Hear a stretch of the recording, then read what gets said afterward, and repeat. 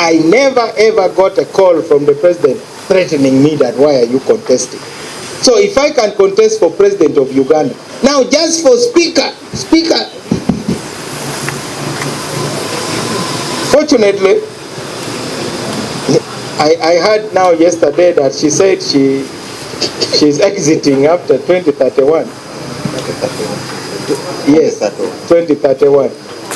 Yeah, because you have to flee a crime scene. You cannot stay at a crime scene. When your political officers become a crime scene, you must leave quickly. Otherwise, those who enforce the law will get you there at a crime scene. So, Ugandans should give me a medal for the kind of pressure I have put there. I'm not worried about the outcome. But I know one thing is Parliament will never be the same thanks to the kind of momentum we have created together with the people of Uganda. TikTok, which was recorded in Chankwanzi, the journalist from UBC got a phone call threatening him. Why are you giving Mao airtime? Is that really the kind of society we want? We cannot afford. I'm sure you journalists, if you are honest, you have also been threatened. The day that I hosted my birthday at home, some of the people who wanted to attend were called. Are you going for Mao's birthday? How cheap can we be? When I hosted the musicians after the passing of the copyright law, some of them were called and even threatened. Is that the kind of Uganda we want to build? For God's sake, I've ever stood for president of Uganda is corruption, and the headquarters is parliament. And who is now in charge of the headquarters? I will be very shocked, and I'll be around to watch. So I really don't have anything new to say about my friend OO's utterances. I cannot pretend that I now must join NRM just because I want to be speaker.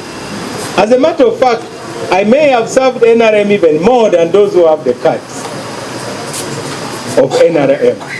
Because I'm in the NRM government and we are busy solving problems on behalf of the president. So let me be judged by what I am doing as part of the NRM government.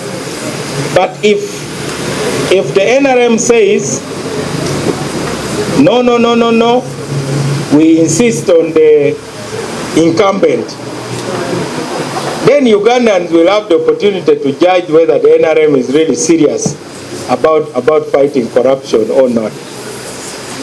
Because in a situation where permanent secretaries are blackmailed to give money, in a situation where state agencies are blackmailed to give money, and you know the 3 MPs who were arrested, I think it was Mawanda, Namunju, and Akamba, it was in relation to corruption.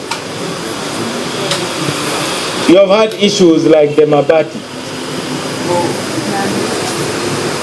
So I think this is not just about Mao. It is about what Mao stands for. Fortunately, there is now convergence with the president. So we are going to continue putting pressure because a political party also belongs to the public. The NRM cannot survive if the public does not support it. So the public have a right to tell the NRM that shape up or ship out. Any MP is free to vote.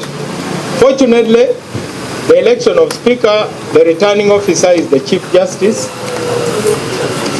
and the election is by secret ballot, and the candidates don't campaign. You only have your proposer who speaks about your qualification briefly, because it is assumed. Now, if the number one Adui of Fonopondo, all those issues. That is not anything new. I think he's one of the jukeboxes. You know, a jukebox, you put a coin, then it plays the song you want. So I cannot blame a jukebox. I blame the person responsible for the sound coming of a jukebox is the person paying. And you know the person paying. So why should I answer a jukebox? A jukebox only responds to the coin. So there are many jukeboxes in this contest. I don't have jukeboxes because I don't have the means to force anybody to play any song on my behalf. He is entitled to his opinion. He is a person I've known right from Makerere. He also knows me very well. And he has never invited me to join NRM, by the way.